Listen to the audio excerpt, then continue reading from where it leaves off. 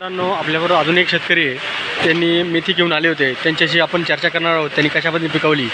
आज बाहेर मार्केटला खूप पाऊस चालू आहे. इथे शेडमध्ये सर्व भाजीपाला शेतकऱ्यांनी लावून ठेवला आहे.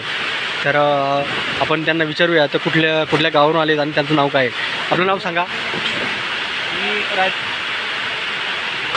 असे दान नभाने भुईला द्यावे, असे दान नभाने भुईला द्यावे, चांदणेचं मोती लगडावे, चांदण्याचे मोती लगडावे. मी राजेंद्र लक्ष्मण गवारी बागडी गावचा शेतकरी असून आज मी नारायणगाव मार्केटला माझ्या शेतातील मेथी हा वाण विक्रीला घेऊन आलेलो आहे.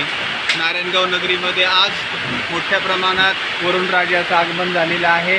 सर्व शेतकरी बांधवांच्या वतीनं मी प्रथम वरुणराजाचं स्वागत करतो. आज नारायणगाव मार्केटमध्ये मोठ्या प्रमाणात पाऊस होता. शेतकऱ्यांची या पावसानं जरा थोडी तारंबळ केलेली आपल्याला पाहायला दिसून येते. गेले 8 दिवस मी मार्केटमध्ये आहे. मात्र आज पाऊस आल्यामुळं सर्व शेतकऱ्यांचे जे माल आहे ते ओले चिंब अशा प्रकारे भिजलेले आहेत. कोथिंबीर असेल, मेथी असेल, शेपू असेल, सगळेच वाण पावसानं भिजलेले आहेत. आज थोड्याफार प्रमाणामध्ये शेतकऱ्यांचे नुकसान होताना दिसते. मात्र प्रत्येक शेतकऱ्याच्या चेहऱ्यावरती पाऊस बरसते त्याचा आनंदही आहे. कारण काही खुशी काही गम. शेतकऱ्यांचे काहींचं म्हणणं मी ऐकून घेतलं. आपलं जरी थोडंसं नुकसान झालं असलं तरी वरुणराजा आला, आता वर्षभर काळ्या आईची सेवा करायला मिळणार. आणि म्हणून आज मार्केटवर पावसाचा थोडासा जरी परिणाम असला तरी पण शेतकरी काही नाराज नाही. शेतकरी खुशच आहे कारण आपल्याला वर्षभर आता सेवा करता येणार आहे. तर मित्रांनो, आपण गावरी साहेबांची सर्व माहिती ऐकली आहे. तर आपण त्यांच्याकडून समजून घेऊया. त्यांनी आज मेथी आणली होती, त्याला बाजारभाव काय झाला आहे आणि किती तोडा आणला आहे, कसं नियोजन पाण्याचं केलं होतं उन्हाळ्यात त्यांनी. तर मला सांगा, सुरुवातीला तुम्ही किती मेथी आणली, आजोळा किती आणला होता? आज 1000च मेथी आणता आली. सकाळपासूनच पाऊस सुरू होता आणि त्याच्यामुळं मग लेबर कमी मिळाले आणि पाऊस असल्यामुळं सारखा थंड पडत होता. म्हणून मर्यादितच आज 1000 मेथी मी घेऊन आलेला आहे. याच्या आधी काय आणली होती तुम्ही? याच्या आधी 8 दिवस रोज मी मार्केटला आहे. रोज 3000 3500 याप्रमाणे मेथी घेऊन मी येत होतो. त्यावेळी सगळं कोरडं वातावरण होतं. त्याच्यामुळं भावही चांगला मिळत होता आणि उत्पादनही चांगलं मी घेऊन येऊ शकत होतो. बरं, आता मला सांगा, अजून काय क्षेत्रात शिल्लक आहे? अजून 3-3500 मेथी शिल्लक आहे. मग ती कधी उद्या? उद्या जर पाऊस असेल तर लेबर लोकांची मानसिकता आहे आम्ही माल काढून देऊ. कारण इकडं मागणी चांगली आहे. जर पुरवठा झाला तर शेतकऱ्याला त्याचे 2 पैसे चांगल्या प्रकारे मिळतील. म्हणून राहिलेला माल मी उद्या काढून घेऊन येणार आहे. मला आज सांगा, आज बाजारभाव लिलाव काय झाले तुमच्या मेथीचे? माझ्या आज मेथीचे लिलाव 2851 रुपये झालेला आहे. आणि याच्या आधी काय झाला होता? याच्या आधी साधारणपणे 3000 पासून 3500 रुपयापर्यंत सर्व मार्केट मला भेटलेले. बरं, मला असं सांगा, तुम्हाला जो आज बाजारभाव झाला ती चिठ्ठी आहे तुमच्याकडं? चिठ्ठी आता मांडून त्यांनी. बरं, तर मला असं सांगा, तुम्ही आता हे पाऊस याच्या अगोदर ऊन होतं, भरपूर हीट होती. तर ह्या हीटमध्ये कसं नियोजन केलं पाण्याचं? यावर्षी मे महिना हा खूपच कडक होता. 29 मे या दिवशी मी 210 किलो भाजी 2.5 एकर क्षेत्रामध्ये टाकली. त्याच्यासाठी कांद्याचं रान होतं. थोडी मनामध्ये भीती होती आणि शिवाय ही मेथी काढण्यासाठी साधारणपणे पावसाळ्यात येईल अशी शक्यता होती. मात्र जोखीम पत्करणे हा शेतकऱ्याचा नफा असतो आणि म्हणून थोडीशी डेअरिंग केली. त्या क्षेत्रावरती मी प्रथम रोटर मारला. 210 किलो मेथी टाकल्यानंतर त्याला 1840 आणि सुपर दाणेदार खताची फुकणी केली. त्यानंतर मेथी मी न राळता डायरेक्ट रोटरनं ते क्षेत्र सपाट केलं आणि 2.5 एकर क्षेत्रावरती 1.5 लाख रुपये खर्च करून स्प्रिंकलर केले. आणि त्याचा परिणाम म्हणून स्प्रिंकलरनं आपल्याला पाहिजे त्या प्रमाणामध्ये पाणी देता आलं. सुरुवातीच्या कालावधीमध्ये सलग 30 तास पाणी दिलं आणि त्याचा परिणाम म्हणून जमिनीची जवळजवळ अर्धा फूटपर्यंत ओली गेली आणि 4 दिवसामध्ये भाजी चांगल्या प्रकारे उगवून आली. म्हणजे उगवण क्षमता पूर्ण 100% झाली. 100% यशस्वी झाली. मर काहीच झाली नाही. मर काहीच नाही झाली. त्याच्यासाठी पारगावमधील शिंदे या गावातील कृषी सेवा केंद्राचे मालक नानासाहेब ढोबळे यांच्याकडून मी मेथीचं उत्तम प्रतीचं ईगल ब्रँड नावाचं बी आणलं होतं आणि मग त्याच्यावर योग्य अशा पद्धतीची कार्यवाही करून म्हणजे त्याला जे औषध वगैरे सोडावं लागतं जर्मिनेशनसाठी ते व्यवस्थित त्याच्यावरती प्रयोग करून ते शेतामध्ये पेरलं गेलं, त्यामुळे उगवून क्षमता चांगली राहिलेली आहे. म्हणजे गळीत 100% तुम्हाला झालं? 100% गळीत झालं. आता 210 किलोला जवळपास आतापर्यंत 20,000 जुड्या गेलेल्या आहेत आणि अजून 3,000 म्हणजे 1 किलोला जवळजवळ 110 जुड्यांपर्यंतचं गळीत भेटलेलं आहे. बरोबर. म्हणजे तुम्ही पाण्याचं नियोजन उत्तम केल्यामुळं आणि औषध फवारणी किंवा जे काय तुम्ही जेवण जायचं ते सगळं केल्यामुळे 100% उगवण क्षमता झाली आणि गळीत चांगलं निघलं. आता मला सांगा तुम्ही खताचं नियोजन कसं केलं?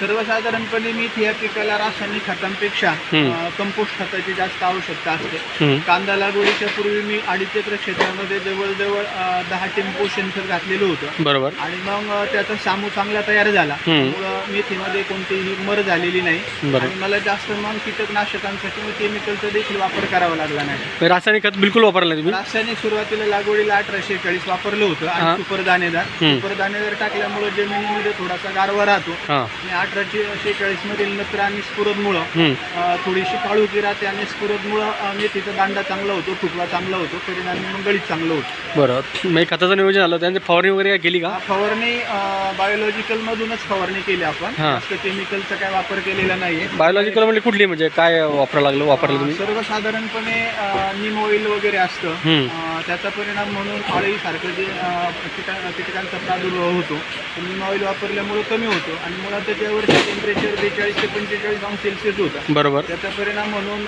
अशा वातावरणात कीड वगैरे काही येत नाही. बरोबर. मला सांगा तुम्ही हे जे आता नीलवर्गीय बायोलॉजिकल वापरलं, बाकीच्या शेतकऱ्यांना पण वापरायचं असेल तर त्यांनी कुठं अवेलेबल होईल किंवा काय, तर ज्याची थोडीशी माहिती सांगा म्हणजे त्यांचा उपयोग होईल बाकी शेतकऱ्यांना. इकडच्या कालावधीमध्ये गव्हर्नमेंटचं धोरणच आहे, कारण केमिकलनं आपल्या परिसरामध्ये जो आजारांचा प्रादुर्भाव होतो मानवी जीवनावरती किंवा इतरच जनजीवनावरती, तर तो कमी व्हावा. मग नत्राचं प्रमाण थोडंसं कमी केलं पाहिजे, केमिकल औषधांचं प्रमाण थोडंसं कमी केलं पाहिजे. आणि इकडे जुन्नर आंबेगाव तालुक्यामध्ये सर्वच ठिकाणी आपल्याला सर्वच कृषी सेवा केंद्रावरती अशा पद्धतीची बायोलॉजिकल औषधं उपलब्ध असतात आणि म्हणून भविष्यात मानवी जमात या पृथ्वीवरती जर आपल्याला शिल्लक ठेवायची असेल तर शेतकऱ्यांनी सुद्धा रासायनिक किंवा कीटकनाशकांच्या मागे जास्त न लागता कंपोस्ट खताचा वापर करून, म्हणजेच आपल्या शेत जमिनीमध्ये शेणखताचा जर मोठ्या प्रमाणात वापर वाढवला तर नक्कीच शेत जमिनीतून उत्पादन क्षमता वाढते आणि शेत जमिनीचं आयुष्य सुद्धा नक्कीच वाढत. बरं. आता आपले झालं पाण्याचं नियोजन झालं, खताचं नियोजन झालं, फवारणी झाली. आता मला सांगा हे जे तुम्हाला उत्पादन निघलं तर याला खर्च किती आला तुम्हाला? सर्वसाधारणपणे एकरी मला 40,000 रुपयापर्यंत खर्च आला. आणि त्यामध्ये स्प्रिंकलरचे खर्च वेगळा होता, म्हणजे सरासरी स्प्रिंकलर शेणखताचा काही खर्च धरला, बी बियाण्याचा खर्च धरला तर साधारणपणे एकरी 50,000 रुपयापर्यंत मला खर्च आला. मला सांगा आता बाजारभाव चांगले मिळाले, बरोबर? तुमच्या सर्व जेवढे आतापर्यंत तुम्ही काढून आणला मेथी, सगळ्यांना बाजारभाव चांगले मिळाले, तर साधारण उत्पादन किती झालेलं आहे? साधारणपणे आता मला 2.5 एकर क्षेत्रामध्ये 23,000 गड्डी मिळालेली आहे. सरासरी मार्केट जर 3,000 रुपये जर पकडलं तर साधारणपणे 6.5 ते 7 लाख रुपये 2.5 एकर क्षेत्रामध्ये मला मिळतील. त्यामध्ये खर्च वजा जाता समजा 2-2.5 लाख रुपये जर खर्च वजा केला 4.5 ते 5 लाख रुपये मला शिल्लक राहतील. तर मला आज सांगा तुम्ही आता हे सगळं म्हणजे मध्ये थोडा पावसाची ओढ दिल्यामुळं आपल्याला बाजारभाव चांगला मिळाला, उत्पादन चांगलं गळीत पूर्ण झालं, तर आता हे सगळं तुम्ही व्यवस्थित नियोजन केलं तर बाकीच्या शेतकऱ्यांनी कशा पद्धतीने नियोजन करावं, पाण्यापासून खतापासून आणि सर्व मार्केटपर्यंत आणेपर्यंत हे जे तुम्ही जसं नियोजन केलं त्यांना तुम्ही काय सल्ला देऊ शकाल, मग कसं काय केलं पाहिजे? सर्वसाधारणपणे आपण जर आता परिस्थिती पाहिली, ग्लोबल वॉर्मिंग म्हणजे जागतिक तापमान वाढलेलं आहे, पावसाचं प्रमाण कमी झालेलं आहे, बरोबर आहे, अल निनोचा प्रभाव आहे. यावेळी शेतीसाठी खरी गरज ती पाण्याची असते, मात्र पाण्याचं जर व्यवस्थित नियोजन केलं मग आता फेडणं पाणी देणं म्हणजे साऱ्यानं पाणी दिल्यानंतर शेतीला पाणी काही पुरत नाही, बरोबर. त्याच्यासाठी तुषार सिंचन असेल, स्प्रिंकलर असेल, रेन पाईप असेल, या आधुनिक जलसिंचनाच्या सुविधांचा जर वापर केला, बरोबर, कमी पाण्यामध्ये आपल्याला चांगल्या प्रकारची शेती करता येऊ शकते. आणि आपलं जे टार्गेट आहे जेवढी शेती असेल त्याला आपण माफक पद्धतीनं पाणी पुरवठा करू शकतो. उन्हाळ्यामध्ये सर्वसाधारणपणे सर्व शेतकऱ्यांनी जर पाण्याचा साठा केला, हम्म. म्हणजे शेततळी वगैरे जर बांधली, हम्म. तर शेतीमालाच्या बाबतीत जर आपण विचार केला, हम्म. एप्रिल आणि मे महिन्यामध्ये जर कोणत्याही कृषी पिकाची लागवड केली हम्म. तर हमखास बाजारभाव भेटतो. पण बरं. त्याच्यासाठी उत्तम नियोजन फक्त पाण्याचं असलं पाहिजे. बरोबर. पाण्याचं जर नियोजन करायचं असेल हम्म. तर शेततळ्यांबरोबरच स्प्रिंकलर व्यवस्था असेल, तुषार सिंचन असेल, ठिबक सिंचन असेल, याचा जर वापर केला तर नक्कीच शेतकऱ्यांना त्याचा लाभ होऊ शकेल. बरोबर. तर गौरी साहेब, आपण उत्तम असं मुद्देसूद आपले विचार मांडले, बाकीच्या शेतकऱ्यांना त्याचा फायदाच होणार आहे. तर आपला लोक भरारी यशमेर चॅनल हा जास्तीत जास्त लोकांनी पाहावा आणि आपले हे विचार आत्मसात आणून आपली जे काय पीक घ्यायची, आपल्याला कुठली भाजी पिकवायची, तर ह्या पद्धतीने जर पिकवली तर बाजारभाव पण चांगला मिळेल, गळीत पण चांगलं होईल आणि उत्कृष्ट माल येऊन बाजाराला मार्केट पण चांगलं मिळेल आणि आपल्याला प्रॉफिट वाढेल. बरोबर. चालेल. आपण ही सर्व माहिती एकदम छानपणे सांगितली. तर धन्यवाद. मित्रांनो नमस्कार. लोक भरारी या आपल्या यशमेर या आपल्या यूट्यूब चॅनलमध्ये सर्व शेतकरी बंधूंचं स्वागत आहे. मित्रांनो, आज वार मंगळवार दिनांक 23 जून 2026 रोजी आपण भाजीपाला मार्केट नारंगाव इथं आलेलो आहे. आज भरपूर पाऊस असल्यामुळे काही शेतकऱ्यांनी थोडंसं धना मेथी शेपू कमी स्वरूपात आलेली आहे. तर आपल्याबरोबर एक शेतकरी आहेत, त्यांनी पण मेथी आणलेली आहे. तर त्यांच्याशी आपण बोलणार आहोत. तर आपलं नाव सांगा. नवनाथ आडे. नवनाथ आडे. गाव कुठलं तुमचं? रांजणगाव गणपती. राजनगाव गणपतीहून आलेत. आज तुम्ही मेथीची भाजी आणली, हां, तर किती जोड आणला होता? 2000 आणला. बरं. बाजारभाव काय झाला आज? 2151 झाला. 2151 100 दोन आला. हां, तर मला सांगा किती किलो टाकली होती तुम्ही? एक 30 किलो टाकलं होतं. 30 किलो. किती एकरा टाकली होती? ते आपण कमीत कमी 30-35 गुंठे टाकले. 30-35 गुंठ्यामध्ये टाकली होती. आणि किती जोडा निघाला? तरी 2000 निघलाय.